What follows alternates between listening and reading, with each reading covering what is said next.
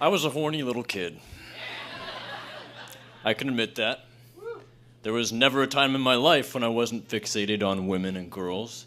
And at age 9 or 10, I would say, I heard someone around me say the words, nude pictures.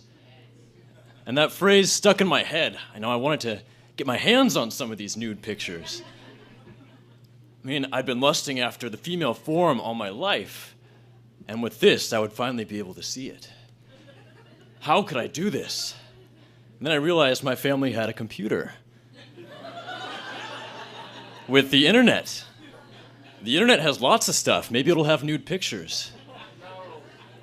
Of course, you've all been on the internet, so you probably know there are nude pictures there. I'm sorry to shock any of you. So that's what I did. I looked, and that's what I found. And from that first Google image search, the rush was pretty incredible. And from that first search, I was hooked. And that was the start of my 15-year descent into the vortex of internet porn.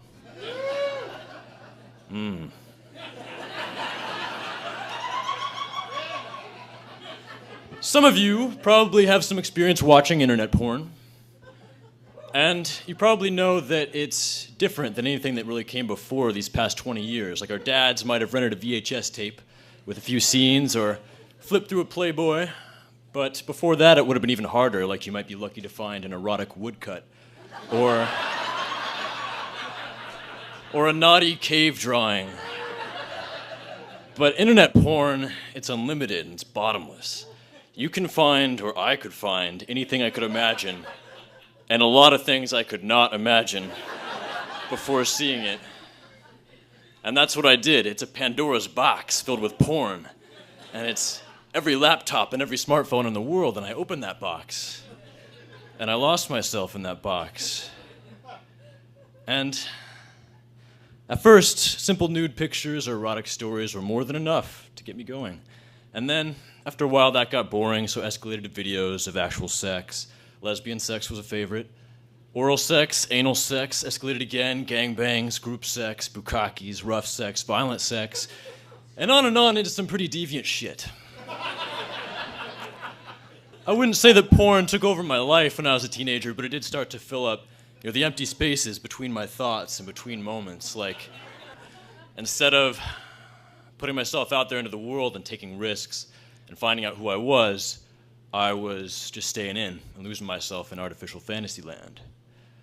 And somehow, by senior year, I managed to stumble into an actual relationship. Don't ask me why. Don't ask me why. Or how, rather. But she was a beautiful young girl, and we decided to have sex for the first time in the 45 minutes before her mom got home from work. And I remember just being so happy to finally be in this moment. I've been waiting for this my whole life. And I remember seeing her naked on the bed in front of me, just admiring how beautiful she was. But at the same time, I didn't feel that same carnal, savage desire I felt when I would masturbate or use porn. It was like there was this disconnect between what I wanted in my mind and how my body reacted. No boner. And for any of you guys who have experienced impotence, it is a pretty fucking horrible feeling. It's like I was failing myself and I was failing her. And it was like I had lost something and I didn't know what it was or how I lost it, but I knew that without it I was less than a man. And this didn't just happen once, but over and over again. So I did what anyone of my generation would do when confronted with a personal problem like this. I turned to Google and I searched for answers. And what I found back then is that if I was healthy and I was young, and I was, then it had to be nerves getting in the way. And I did feel anxious, and I did feel frustrated. And I remember I would go home afterwards and test myself with porn, see if I could get hard and get off to the computer. And I could. And what the hell did that mean? I could have sex with a computer, but not with this woman I cared about? And I think the worst part about it was that I couldn't talk to her. I couldn't talk to anyone. I mean, the shame is just too big, and to say it out loud would make it too real. I wanted to seem strong, even though inside, and especially though inside, I felt so weak. And the most I could say to her was, I guess I'm not ready to have sex. And with every failure, I felt more and more of my self-confidence just breaking down and slipping away. And I remember driving home from her house just so filled with rage and confusion, and pounding on my steering wheel and just screaming, "Fuck, why? So I broke up with her. I just didn't want to feel that way anymore. I didn't want to handle that feeling. And the same thing ended every relationship of mine for the next few years. It was like no matter how much I tried with different women, I was just incapable of having sex, though I was using porn this whole time.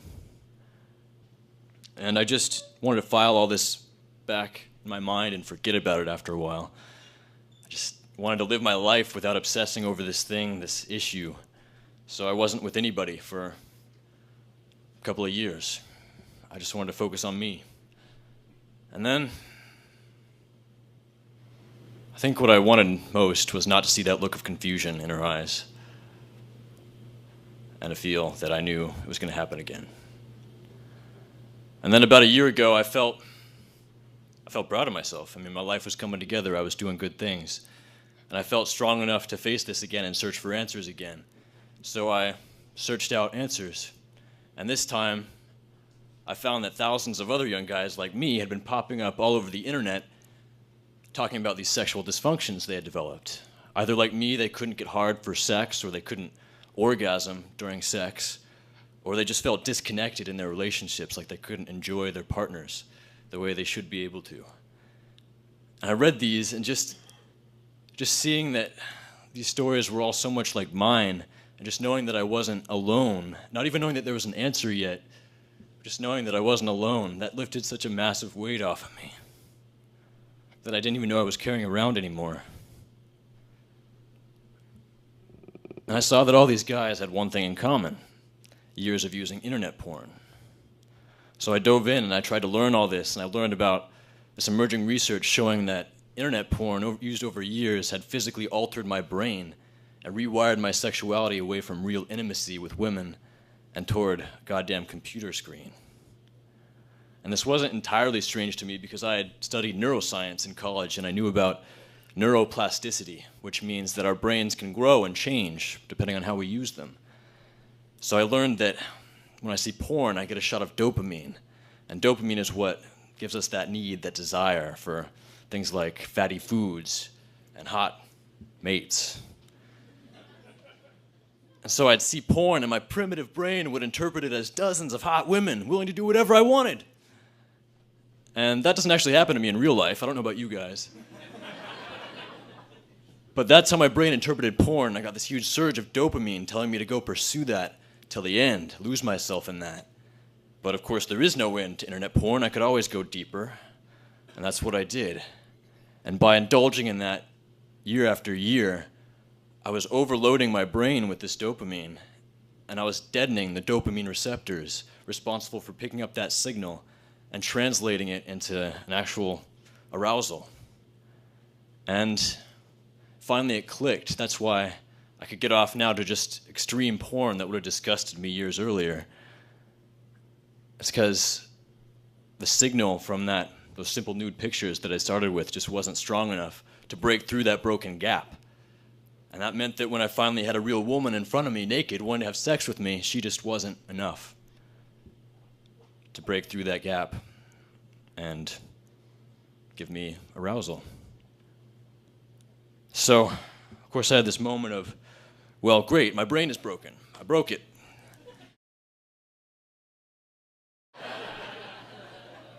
But then I realized, no, the brain is plastic. If I could break it, I could fix it. And that's what people were doing. Online, I read these stories of men who gave up porn and masturbating, and after months or up to a year, their sexual dysfunctions were reversing. And I immediately swore off porn for life. I mean, the thought of ever using it again made me sick after knowing how it had twisted my sexuality and ended so many relationships and opportunities. And knowing that I was finally on the right path, there was light at the end of the tunnel, and I was so filled with hope for the first time in a long time. And over the next weeks, I just felt filled with motivation and ambition and ideas for the future. It was like my brain was firing on all cylinders. It was incredible. And change is always invigorating to me, but this was different. It lasted. It kept getting better. It was like I was waking up. I started to enjoy my work, my day-to-day life more. I could write without procrastinating and trying to escape in video games and porn. I was feeling day-to-day emotions more vibrantly. I remember sitting in the back of a car with my family, and this news story came on over the radio. It was about a murder. And I just felt the reality of that so completely that I started to cry in the back seat. And I had to look out the window so no one would look at me and ask me what the hell was wrong with me. I was finally able to open up and connect more genuinely with the people in my life. I told people about all this. I told my friends. I told complete strangers. I told my family and my parents. And I saw that as I was finally able to make myself vulnerable and open up this part of me that I kept inside for so long, all that shame was just falling away. And I was just able to walk around in the world with nothing to hide and nothing to fear. And that was liberating.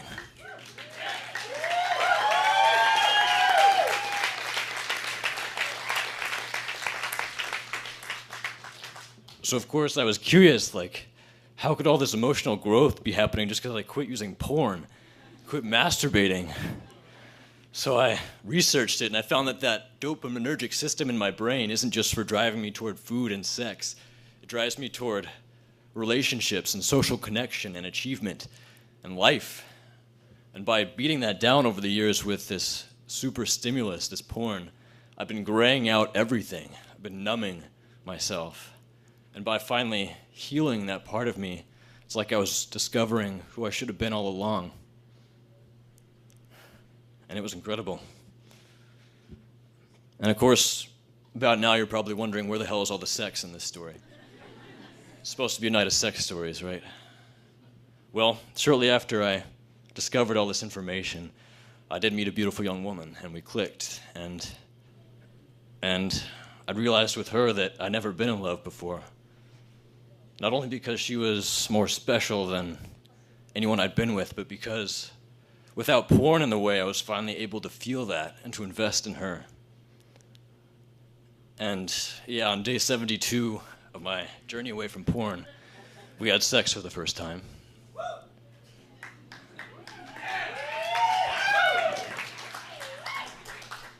And at first it didn't work, like always.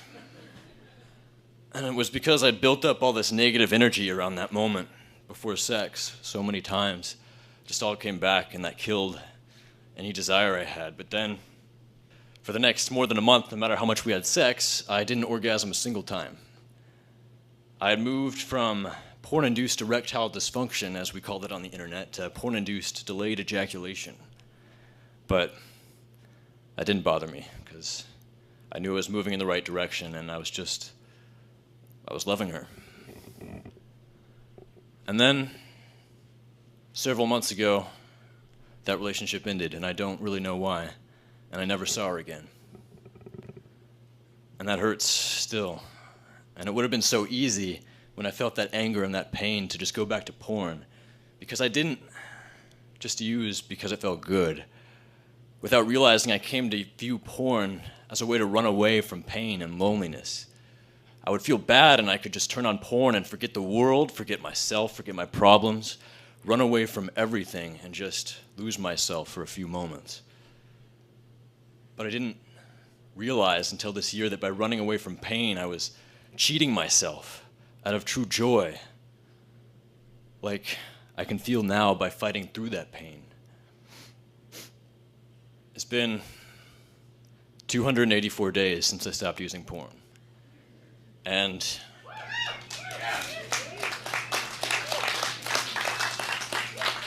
what's really different now is that I feel awake. And being awake hurts, but it's also incredible. And even when I'm not with anybody, which happens, I still feel more connected to every moment in my own life now, and every moment is more powerful without porn. And I love my life so much. I'm not running away from it anymore.